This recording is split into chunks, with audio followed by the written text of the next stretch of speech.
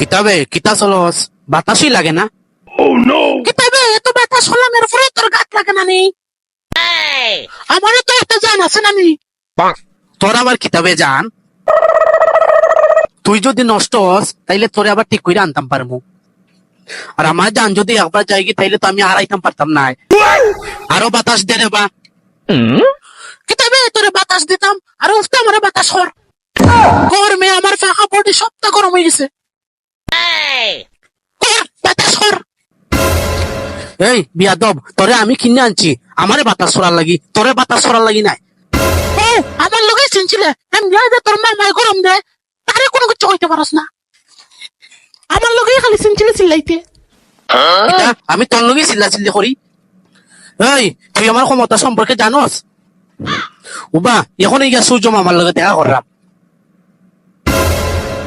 মামা মামা কিতারে মামা, কালকে থেকে তুমি আর উঠিও না রে। তোমার রূপের এত তেজ, আমি গামতে গামতে শেষ। প্লিজ প্লিজ তুমি ইলার গরম দিও না। তুমি জেলা গরম দিরায় লাগে আমরা রূপে খুবই রাগো।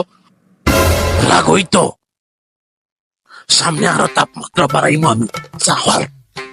না মামা, আমরা তোমার বাগনা নানি। কি আর বাগনা রে?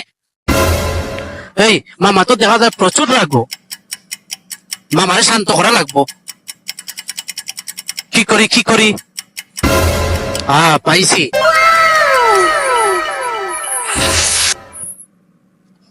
সূর্য মামা রাগ করেছ, গরম দিচ্ছ তাই?